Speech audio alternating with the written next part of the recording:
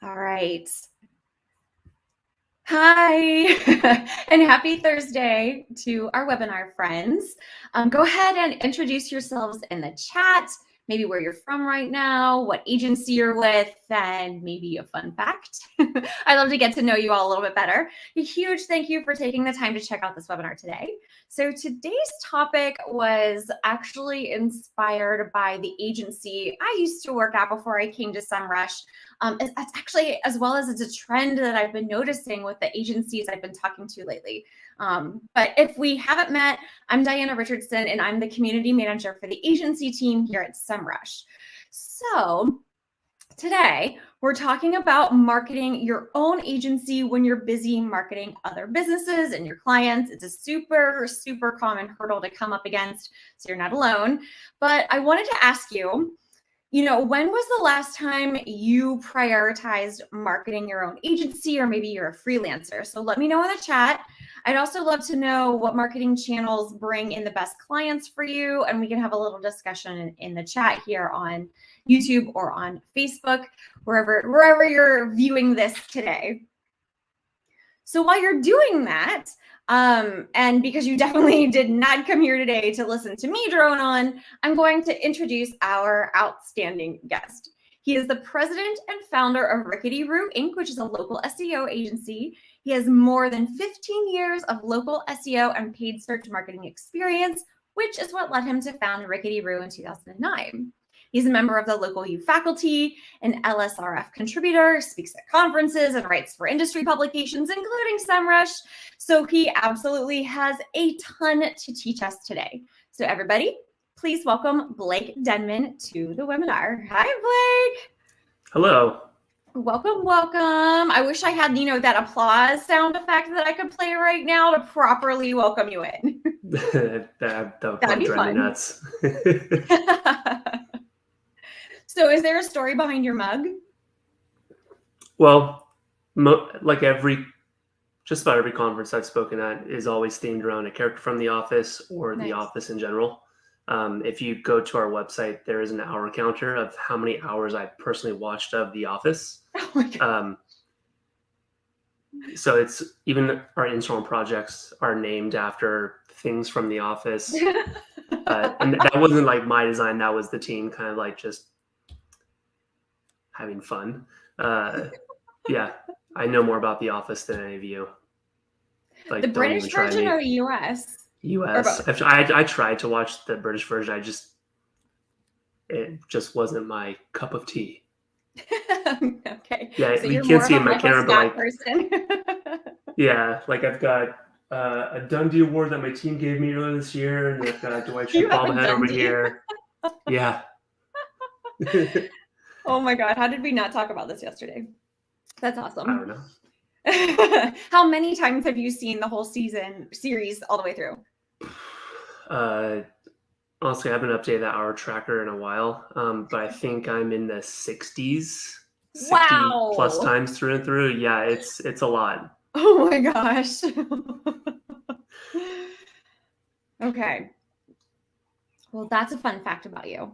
Okay, so really quickly, this is just how it's going to work today. For those of us joining our webinar for the first time, I have some questions for Blake as we deep dive into this topic, but then I'm going to hand it over to the audience. We'd love to have your questions. You can submit them again here on YouTube or on Facebook, and I'll see them here behind the scenes, and we can ask Blake at the end. Please feel free. I love the live conversation, and I'll be in the chat as well. Blake is chatting about this topic, and so I'm there for you too, and we can just keep that conversation going, so don't hold back. But we are 5 minutes in, so let's jump right on in. So Blake, this happens a lot. Maybe even Rickety Roo has faced this in the past, that you're so busy with clients, which, as we all know, is a fabulous problem to have, but you deprioritize your own marketing. So, and I can't remember who said this to me, but I want to get your thoughts on this statement. Having a full workload and zero in the pipeline can be dangerous. Yeah. Agree or disagree? 100% agree. Yeah. Like, why is it dangerous to not be prospecting or not be marketing? Well, like, your pipeline is your lifeline, literally. If you have a full workload, that's awesome, and everyone's happy, everyone's going great, but then sometimes projects end. We've had 3 clients get acquired by PE firms in the last 60 days. And sometimes PE firms have a vendor that they primarily use for digital marketing. It doesn't matter what the results are. It's now owned by a separate entity, so they can do whatever they want. So before you know it, if you have a couple projects that finish, maybe they're small, but then if you have a couple clients who end up getting acquired or things just change, stuff happens. Mm-hmm. The next thing you know, you're like, oh, okay, how much runway do I have to take care of all of payroll, all of our expenses without getting any new business in the pipeline, which takes time. So it's kind of like I would rather have a full workload and have a fair amount of stuff in the pipeline, whether we can take it or not. Yeah, I 100% agree with the statement. Like having having a full workload and nothing in the pipeline can be very, very anxiety inducing. But the opposite could be true too, right? If you're already swamped and you feel like you can't take on any more projects, where's the balance between looking forward and managing your current day-to-day? Like, where's that balance? Like with most things in SEO, it depends. I know a couple different, they're smaller, they just like to be where they're at, that have 6+ month waiting lists. And the people that are wanting to work with them, they will wait until they can get in because they want to work with that with that person. So that's how I would probably look at that. If you're trying to grow and scale an agency, that's what we're trying to do. But at the same time, my growth goals are very healthy. They're not super crazy, spend tons of money on marketing, get tons of clients, and then overburden my team. I'm more a fan of slow and consistent. Mm-hmm. Yeah, no, so great segue into what I wanted to ask you next too. So if your team is already swamped, then how do you prioritize the client work versus your own agency without giving them more anxiety in the current day-to-day, but without being blind to the future? I think that's where specific types of roles, we're in this weird area right now with how many people we have on the team. And then up until Q1 of this year, I was the only person who would ever talk to leads or prospects that would come in and potentially want to work with us. It's no offense if you're biz dev or you work in sales, sorry. I enjoy sales, but I also know what I'm doing. So it's a lot of fun. But then, we had Amanda join us in December, and she's been doing more of that. And part of her role with the agency is business development. So she's starting to do more of that. But at the same time, we really trying to, it's also more on making sure I keep my team happy, but I'll by helping them, doing whatever I can to get them opportunities to help them get their own name out there. Mm-hmm. Guest post on industry blogs or speaking conferences, whatever I can do to help them. That's also marketing for my agency too, but it also aligns with what they want to do in their career path. That aligns so many of the topics that we talked about in the past and what we're going to talk about in the future. In fact, we're going to have Amanda in one of our webinars in September. So See? Mentioned her. And but we talked about in our webinar in May about the opportunities that can come from kind of non-traditional marketing like conferences.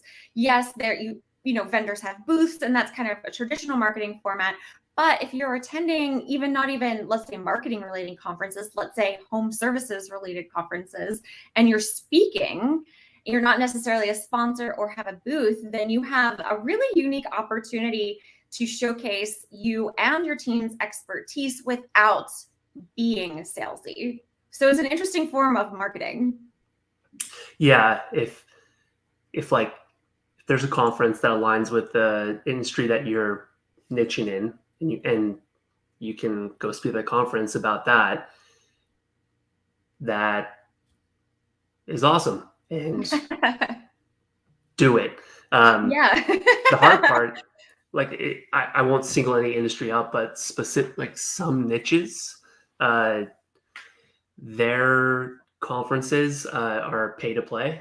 Like you can buy a slot and Yeah. speak at a conference, Mm-hmm. which kind of seems like a disservice to the attendees, because if I'm going to spend, and it's not cheap, like I think the cheapest one when I was kind of looking into it was $5,000 for a 20-minute speaking slot. And then I can do whatever topic I want. But it's like, okay, well, if I have 20 minutes, I'm going to spend this money plus travel, hotel, all of it. I'm going to, it's going to be a pitch. Like, yeah, there's Right? going to be some useful information, but it's going to be like, here's why you should hire us Well, there with needs all to your be stuff. ROI, Right. right? Just like any other marketing effort, there has to be a return on that. If you are going to be investing the money rather than the conference pay your speaker fee or something to that effect. Yeah. Yeah. So Chris made a comment in our live chat that the last time he prioritized his own marketing was 2 years ago, which made me think about the pandemic. So I was wondering if I don't know if Rickety Roo, if you don't have to share confidential information, of course, but did Rickety Roo have to make any marketing decisions around your own agency during the pandemic, or do you know of any other agencies that had to make that decision based on the pandemic and the fact that the world was just crazy for 2 years around marketing their own agency? A couple agencies I know, they had to completely pivot who they were marketing towards, because Oh. the industries niches they were working in were effectively shut down. And some other, private Slack communities, private Discords, Facebook groups. I don't even remember where it comes from, but I remember seeing this too. I did see a number of agencies asking questions and trying to figure out how to get government contracts, Mm. because there's a whole process, but then the contracts are very lucrative, and it seems to be more like, oh, this is way better than going after this niche if we can get in. Uh, Hmm. so yeah, it varied lightly. Like for us, didn't really change anything because we weren't really doing didn't have any crazy marketing efforts going at the time. It was, okay, here's the opportunities that we have. The one thing that had to pivot was, I think it was in March, like the shutdown, like things were shutting down. Mhm. Local U was happening. I was speaking at it, and then it transitioned to online, which makes sense, but I was a little bummed out. And then so like I think that was like our biggest thing we had to pivot was, oh, this conference I've already been working on my deck for, I'm just now going to do it from my house. Yeah. Yeah, that was a big transition, and now it seems that online events are here to stay, but I'm so glad that so many of them are back to in person, because you sound like me. Like, I miss being in person at those conferences, and it's always a lot of fun and energy. So back to and then actually another question I just thought of. Is there ever a time where it's okay not to market your own agency? When you have other people on your team or whoever you're working with is doing the marketing for you, But I mean, sure. cut it off. Like, you're not doing it. You didn't delegate it. It's not outsourced. Is there ever a time in an agency's lifespan where you don't need marketing? Uh, I I don't know. I'm trying to think of like, because then we kind of get back to like, okay, well, what is actual, like, what is marketing? If people on an agency's team, like if they're, writing content on the website or they're even tweeting stuff, like that's still a form of marketing, even though they're just tweeting industry stuff. Like that's still a form of marketing. Um, yeah.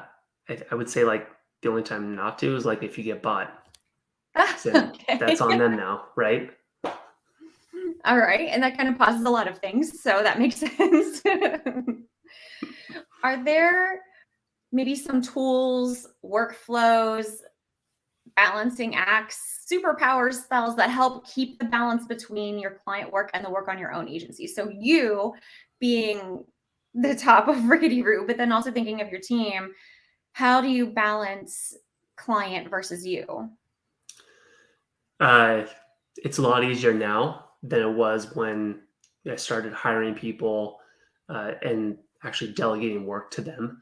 Um, at first, when I started was hiring full time people and like delegating work, I had this real deep sense of guilt. Like if I was Mm. writing on a piece of content for whoever, a guest post or a conference deck, um, I would feel really guilty about actually doing that because in my mind, I would think, well, I should be working on client work, even though we've already done all of our stuff, but I can do more. And it was kind of like it went away after a while, but it was a period of time where I had to say, like, kind of mentally tell myself, hey, it's okay. Client's happy, work's getting done, it's all okay. You can, finish writing your piece of content, guy. It's gonna be all right. Uh, and now what I do a lot more, like I do a lot more calendar management. If it's not on my calendar, it doesn't exist. So if like I have RoboKill on my phone, if anybody calls me and they're not contacted, it automatically goes through a screening process, goes to voicemail. If it's a client and they're not on my calendar, I'm sorry. Like unless you're on my calendar, like I like structure, and that's just like the way that I operate. So if I get a voicemail from a client that they didn't have a scheduled call, I'll just shoot them an email and say, "Hey, saw this missed call, got the voicemail. Here's a link to book a call with me if you want to chat." But even in the last 6 to 9 months, my involvement with like client calls, client communications has like drastically gone down as I've got my project managers and my account managers who are mainly running communications and client calls now. Okay, yeah. So you just read my mind. I was going to ask you that next. What about on your team's side of things? Do they ever work on Rickety Roo marketing and as well as clients, or are they strictly client facing and it's all you that does the agency marketing for yourself? How does that work? It's a mix. Starting like early Q2 of this year, I started doing quarterly one-on-ones with everybody on my team. It wasn't like a quarterly performance review of me reviewing them; it's them reviewing the agency. Uh, Mainly because like I my role has shifted over the years, and Mm. like I want to like my ultimate goal is like I'm trying to build the agency that everybody wants to work at. So how do I do that? Well, I have to bring in good talent and actually take care of that talent, make sure everyone's happy. So then the quarterly one-on-ones, that's where we talk about like, okay, what is this person's goal for this year for their career? Is there Hmm. anything we can do to help like implement like things we can do to actually help facilitate that? Are they on the right path towards their career goals? Um, and then leave it up to them. Like, okay, here's your goal by the end of this year. What do you think needs to be done this quarter to help you kind of get towards that? Whether it's, like one of my SMEs, like she really wants to learn Python. Okay, I'm all for it. That sounds awesome. I don't know Python at all, but I'm all for it. Uh, like I know how to copy stuff and make it work, right? Um, it's like, okay, well, how much time would you need? And then it's up to them to put that stuff in like their little table area, and then that gets added into their workload. But sometimes it's like, oh, I would actually want to start speaking at conferences, or oh, I've got this idea for as a guest post for this. And I'm like, okay, that's a great topic. Let me reach out to a couple people I know and from separate industry websites and see if they would go for it. And if they do, cool. Then I do the intro and then they just add to their workload. And that impacts their so what if their goal is, I want to bring in 3 more clients into Rickety Roo? Are they able to do that? Are they able to be the voice of the agency, or is that something that somebody else would handle? If somebody on my team wanted to actually do that, I will help them. Like, okay, let's here's how I do my discovery calls and why. Here's what I'm looking for. Here's what I'm paying attention to. Here's red flags I'm looking for. I've honestly, the only person who has goals like that is Amanda. Everybody else, it's kind of like, I mean, I appreciate brutal honesty. One of my employees, a couple years ago, I was speaking at a conference, and then he happened to live in the area, so like we were hanging out, and I asked him like, oh, would you want to talk to clients? And his answer was, oh, if it's going to help the agency. I said, that wasn't the question. Do you want to? And his response, I will never forget it because I appreciate it, was literally, I effing hate talking to people, but he said the actual F word. And I said, thank you. That is what that's what I want to hear. Like, that's what I want. Right.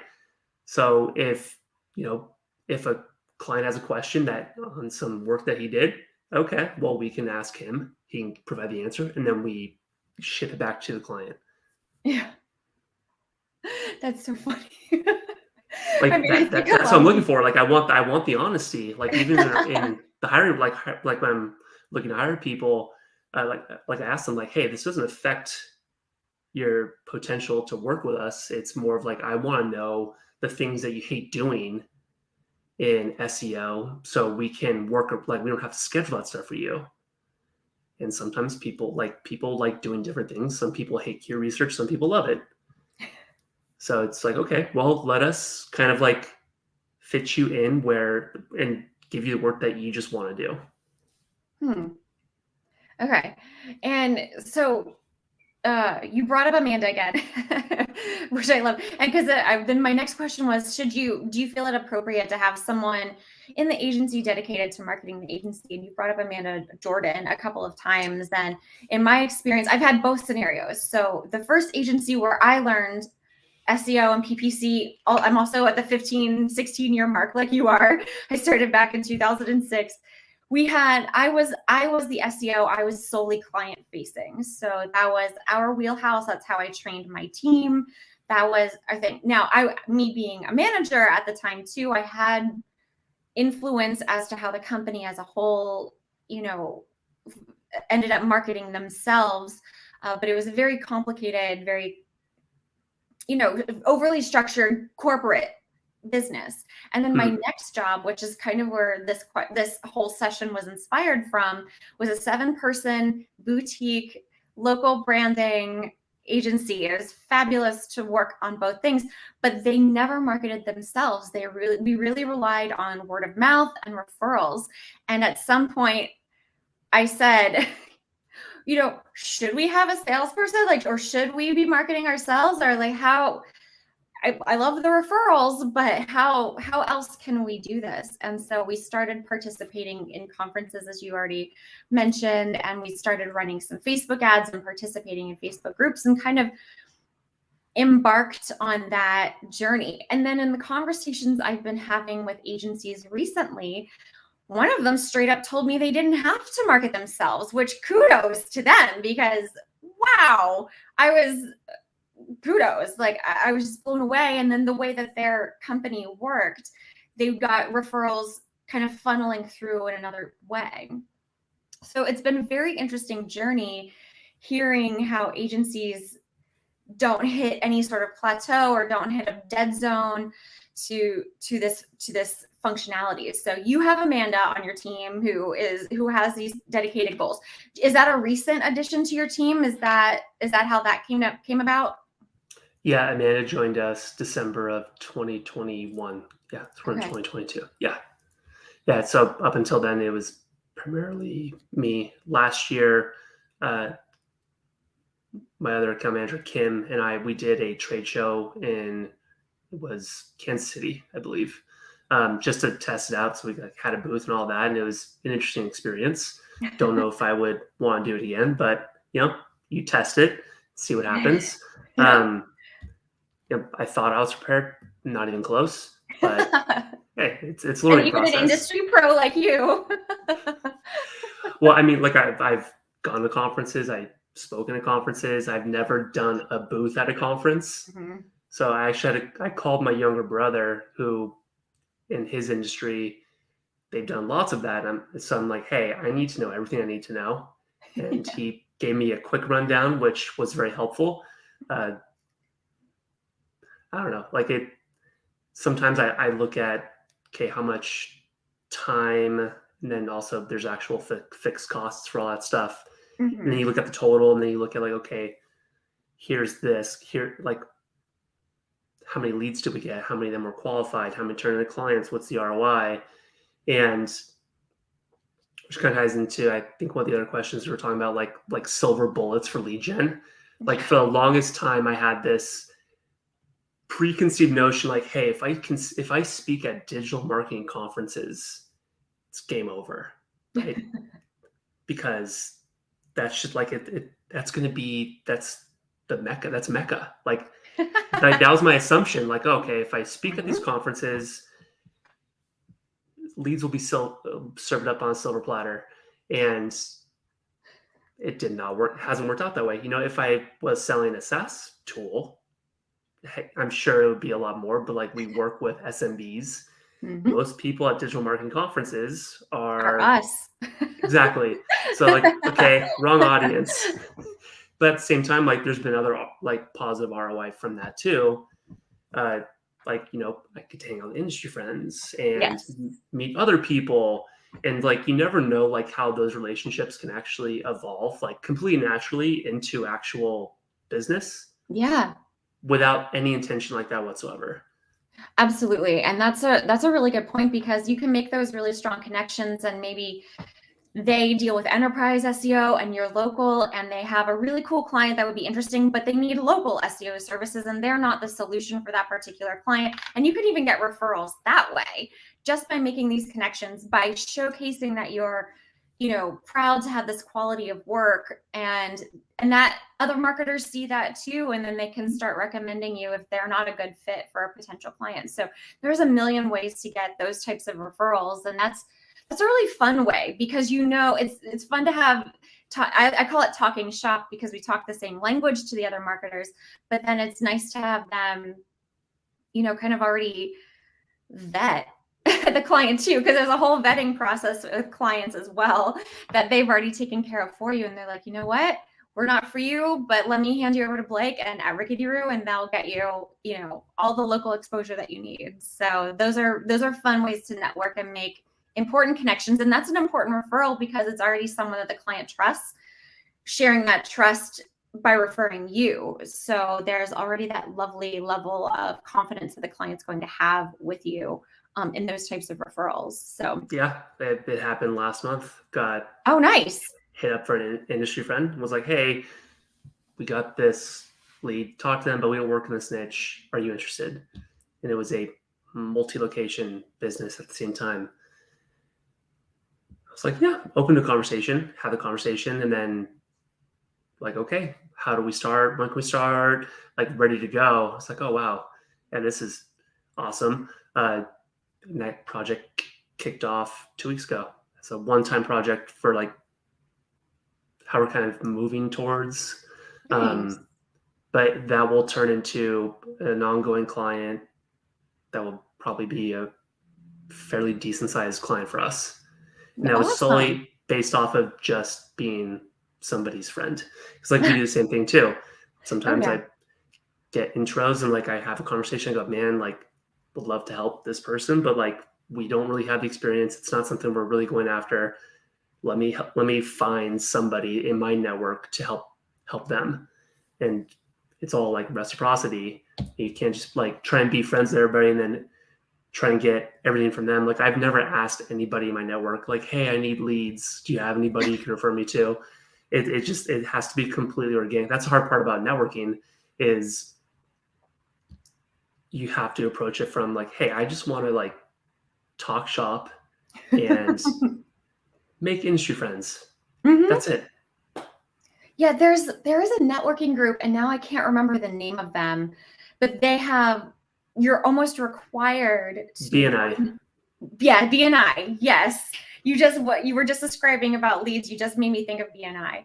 And it was such a deterrent because I'm with you. I want to make connections naturally. I want to talk shop, and then this relationship can go wherever it's going to be if we're just conference buddies or we end up being Twitter friends or whatever, as opposed to being required to get leads for you. Introductions. Then you're supposed to hit. I was a member of BNI Yeah. many years ago for a couple of years, and it was a decent group, but you meet every week for 3 hours, Yeah.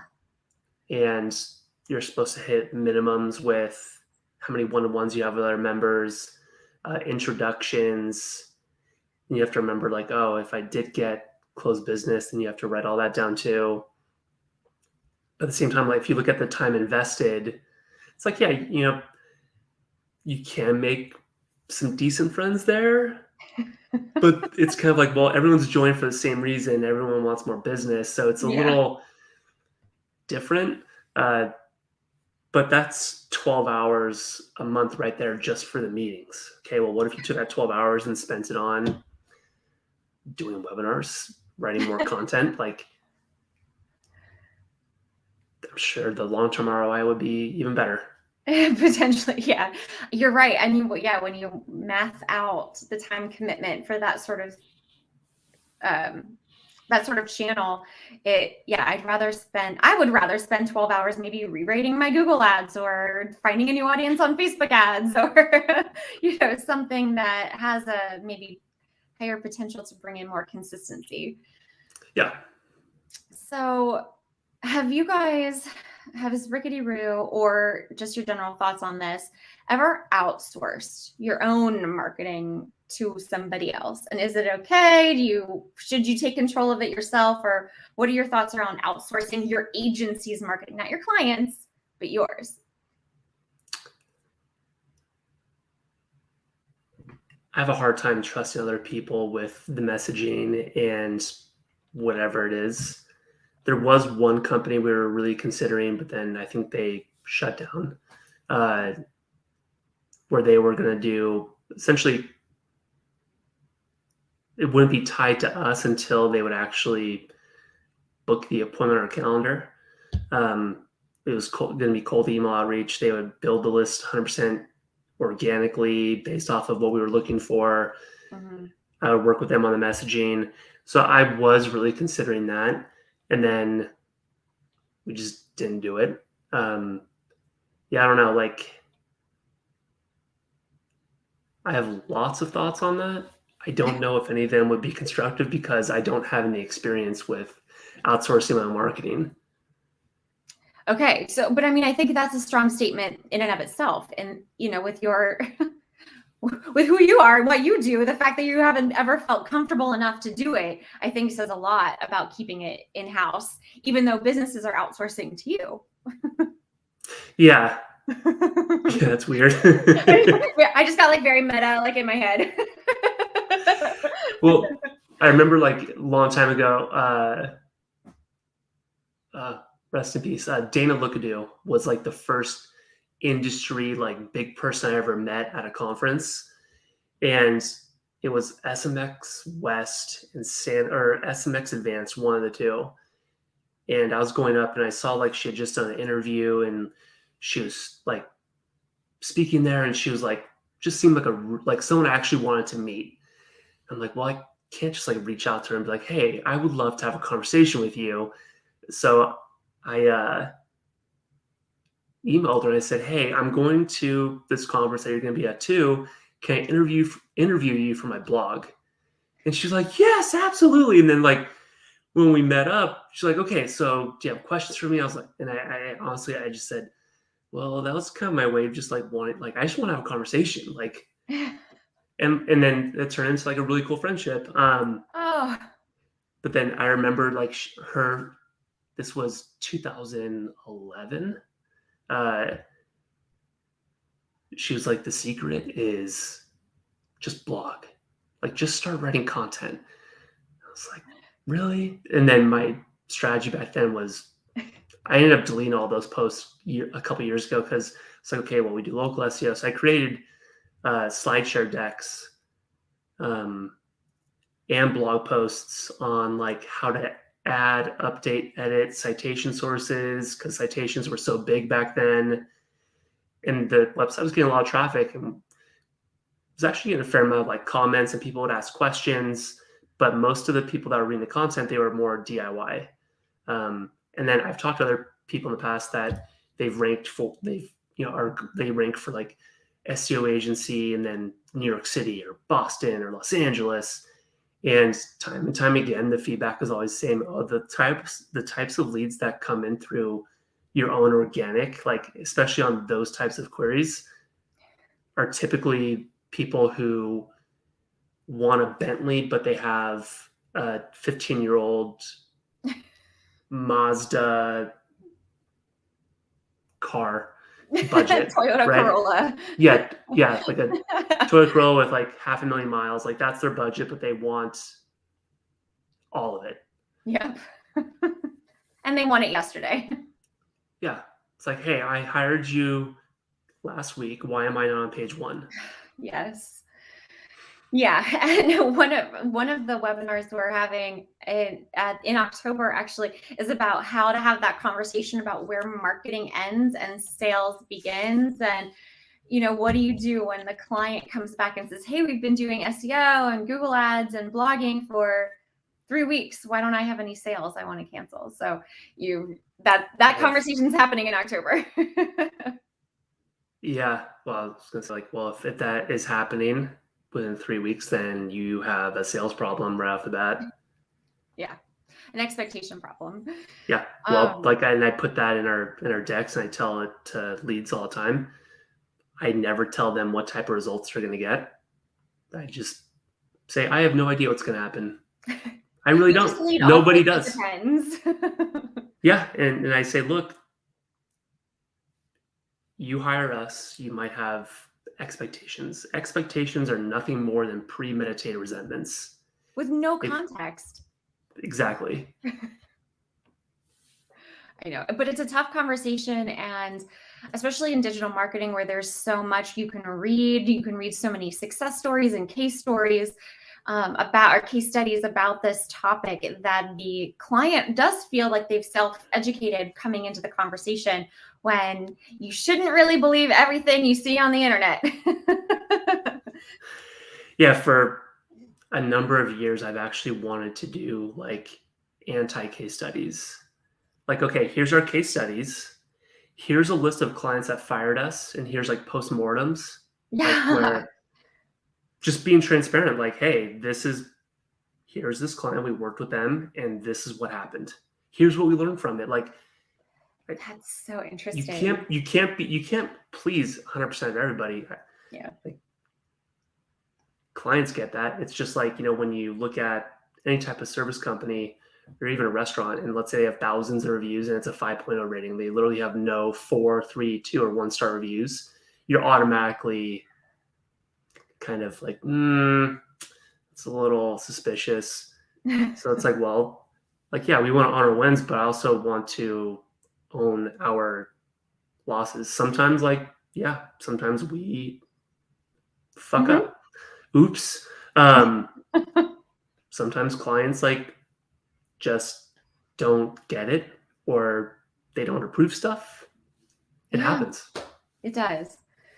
And that, when we try to, or when we decide to pursue marketing as career paths, we don't fully understand how much relationship mending, educating, maintaining is such a part of that. Going back to the person that you said who just doesn't like to talk to people, when you launch into, especially digital marketing, where we can be on our computers and we can, we're just in Google and we're in websites, it seems so solitary, but really it's so it's so people interactive, and there's so much relationshipness happening, even as behind the scenes marketers. Okay, so back to our topic about marketing your own business. So if you're like the Chris's in our audience right now who have taken kind of a hiatus from marketing themselves, marketing their agency or their freelance business, can you outline what would be a good restart plan, a restart strategy? Because you don't want to just go all in and at least that's my opinion. But so what's your take on that? Where should you start if you've taken a break and you're coming back to marketing your business, or you've toned things down and you want to boost them back up? Like, where should you start?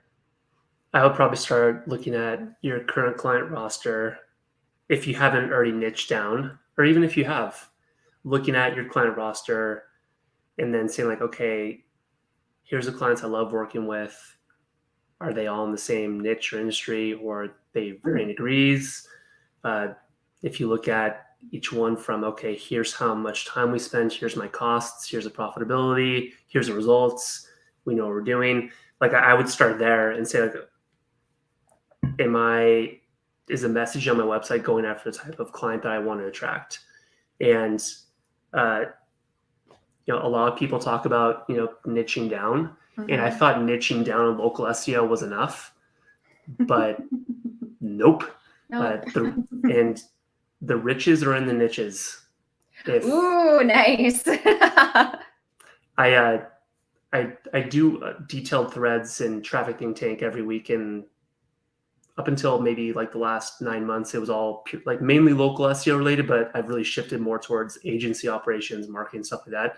I did a whole thread on the riches are in the niches, and kind of like showed like, hey, here's where I started. And because I was terrified for the longest time, like, well, if I get a referral from a client, they're not going to refer me to one of their competitors.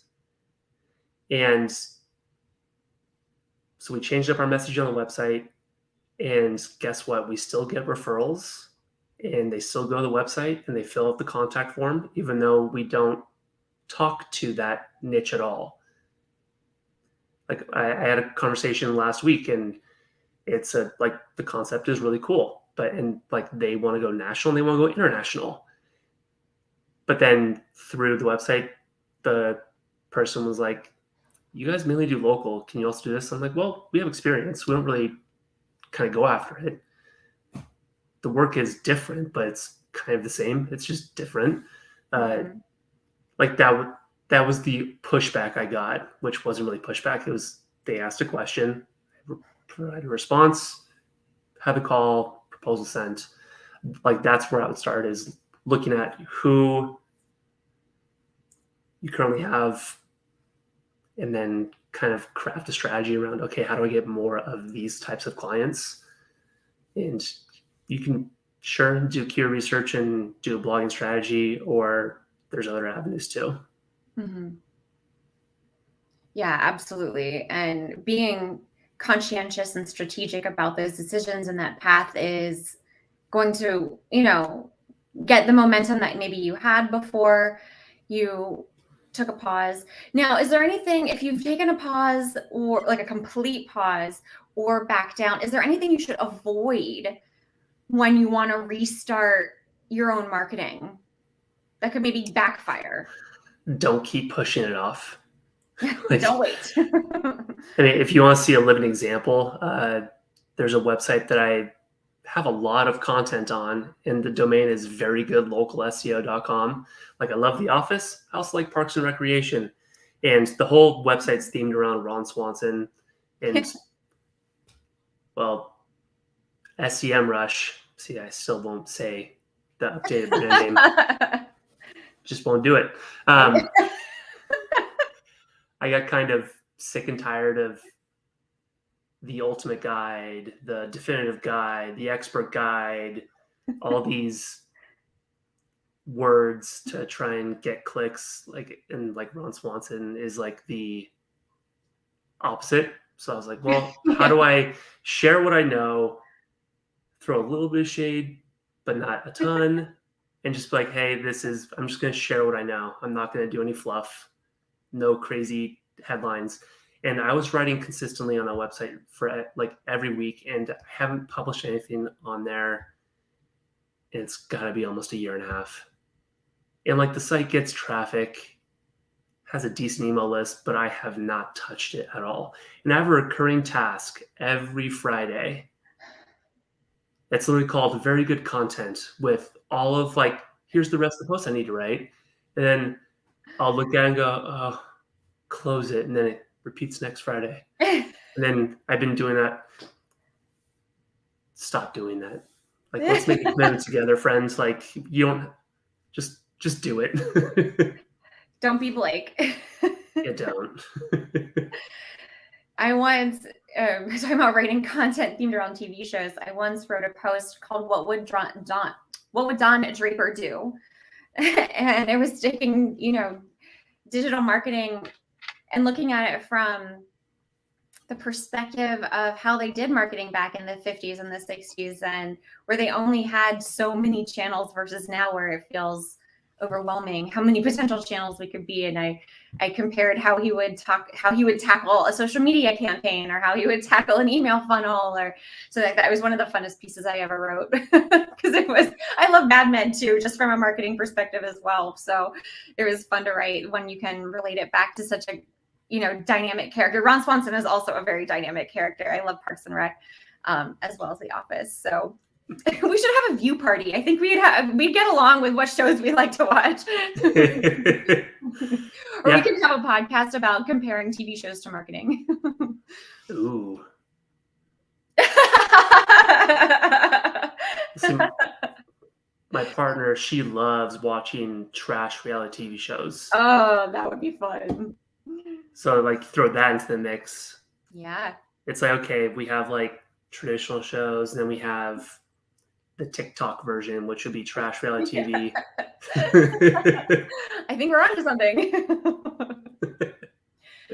All right, so we're going to start our cool down process and start wrapping up the webinar. I wanted to know if you had any experiences with marketing Rickety-Roo, or even previous to Rickety-Roo, with lessons that you want to share with the audience, the people that are going to rewatch this video. Any words of wisdom, lessons that you want to share about marketing yourself or your agency when you're super busy with other people?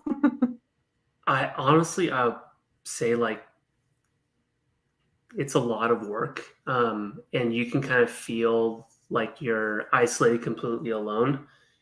Like, okay, this is all on me, or me and like maybe a couple other people on the team. Finding like your community of other people who are like maybe they're a little bit ahead of you or behind you.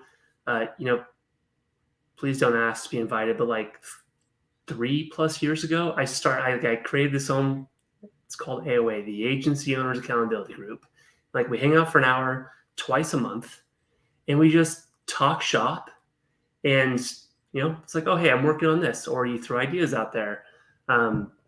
That's helped a lot. The other thing that's really kind of helped like be a catalyst for growth was actually working with a business coach.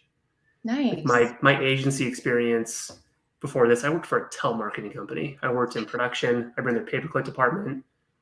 Yeah, we had 50 telemarketers dialing for dollars every day, selling local SEO for between $99 and $199 a month. No. Yeah, it was, but that's like where I got kind of like my grounding. And then it's like, okay, well, if I start growing this thing, I've never built an employee handbook.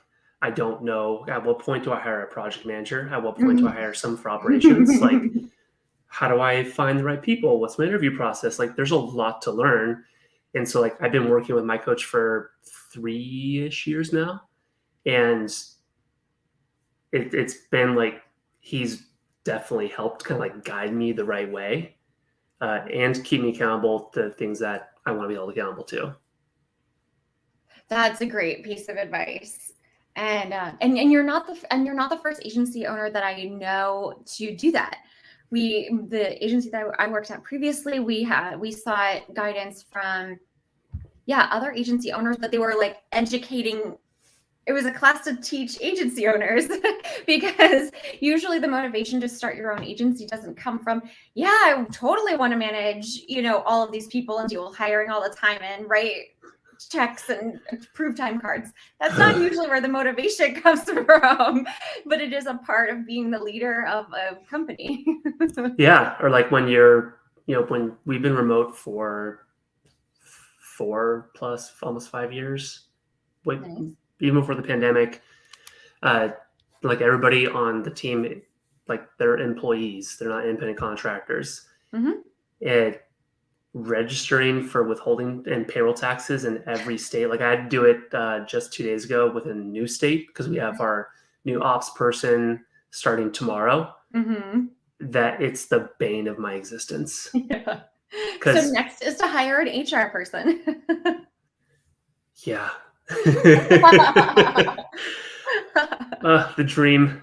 dream. You'll get there. I know you will. Yeah, I've been chomping at the bit for our ops person to start because I've got, That's cool. last 6+ months, most of my time has been focused more on the operation side, like improving Yeah. efficiencies and stuff like that. But there's so much stuff that is just waiting for me to touch, but I Mhm. don't have the time to do Yeah. it. So I no. love their point of view too, especially as someone new coming in, and the way that they're people who become part of the ops team, the way that their brains function is very fascinating to me, and how they can come in, and especially as someone like you who likes structure and organization, I bet you are going to jive really well with that person and will appreciate the structure that they can put into the agencies. So I just think their brains are really, really interesting, and how they can stay focused and see gaps, and they're very creative in their own way, and they're fascinating people. So good luck to that, Yeah. and congratulations to the latest Rickety Roo employee. Thanks.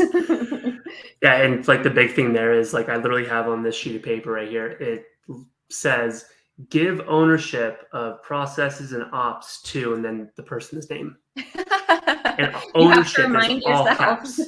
All caps. It's like Priority one. I'm gonna say, hey, here's all these things, here's all the ideas. Once you learn how everything works, bye, have fun, you own it now. And that is the art of delegation. All right, well, that is our time. These webinars always go so fast. So thank you to our friends who joined us here live, and thank you to those who are going to be watching the recording. We'll have a webinar that's focused on agencies just like this on the last Thursday of each month. So be sure to follow SEMrush on social media to find out what topics and who our guests will be, including the very popular mentioned Amanda Jordan, who will be joining me in September. So Blake, where can people find out more about you and Rickety Roo? So, I mean, our website, ricketyroo.com. You can hit me up on Twitter. My DMs are open, whether you follow me or don't follow me, or I follow you or don't follow you. So if you have like a question, you can, and you don't want to like tweet at me and you want it to be private, like you can absolutely DM me on Twitter. And if you're in the neighborhood and you're looking for like a really cool community, like Trav Think Tank is pretty freaking rad. Nice. And I do detailed stuff in there every week, and so do multiple other people too. Mm-hmm. Awesome. Well, thank you so much for spending your morning with me, Blake, and from everyone here at SEMrush, we wish you and our friends a fabulous and safe rest of the week, and we'll see you next time. Thanks for having me. Thanks, Blake.